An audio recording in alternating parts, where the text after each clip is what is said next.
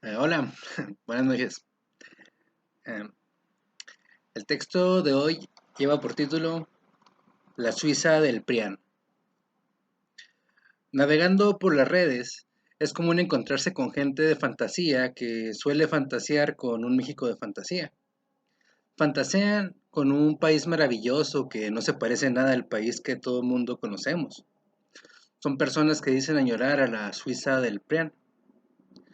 No hablan de las bondades del pasado, nos hablan de las bondades del pasado, de las ventajas del viejo régimen, de un México de primer mundo, del paraíso perdido por culpa de la 4T. Claro, muchas veces, más de las que cualquiera persona con un poco de raciocinio desearía, la cruda realidad se encarga de demostrarnos que tal creencia no pasa de eso, de una creencia, de una bonita y neoliberal ensoñación. En estos días tuvo mucha difusión un tuit que ocasionó severas burlas en la República de las redes sociales. Desconozco si la cuenta que difundió el mensaje es real, si la autora no estaba haciendo uso del sarcasmo, si es una persona real o un bot, y si realmente cree en lo que escribe. Para fines prácticos y resumiendo, la autora, la mensajera, es lo de menos. Vamos a tenernos al puro mensaje.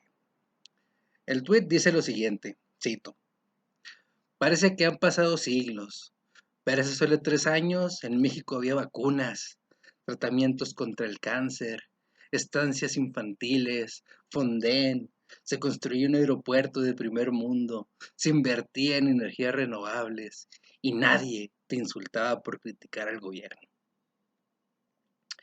Sobra decir que el mensaje ocasionó todo tipo de risas y de burlas. De manera general, se concluyó que el nivel de enajenación de quien lo escribió es de antología. Eso en el caso de que exista. Eso en el caso de que no fuera un chiste en sí mismo.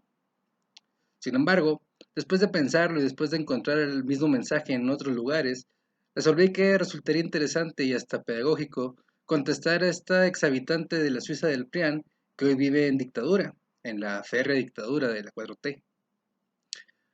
Vale la pena reparar en algo antes de avanzar. Por lo general, estos personajes suelen no pensar mucho en el pasado.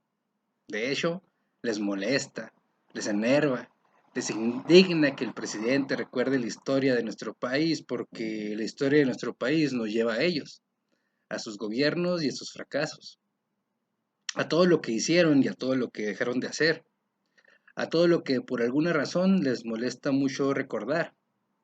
Sin embargo, aquí vamos a tener que recordar, no hay de otra, pues el mensaje nos habla como si México y sus tragedias hubieran nacido hace 3 años.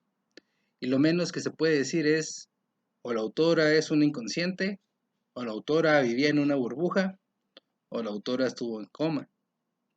Veamos. La mujer nos dice que en la Suiza del Prián había vacunas. ¿Nos podría explicar por qué hay más de 300 hospitales fantasma y por qué el sistema sanitario estaba en camino de la quiebra total? La mujer nos dice que en la Suiza del Prián había tratamientos para el cáncer. ¿Nos podría explicar por qué les inyectaban agua en vez de quimioterapia? La mujer nos dice que en la Suiza del Prián había estancias infantiles. ¿Nos podría explicar por qué había concesiones de estancias infantiles con niños fantasma? Es decir, concesiones millonarias para estancias infantiles con niños que nunca existieron. La mujer nos dice que en la Suiza del Prián había Fonden.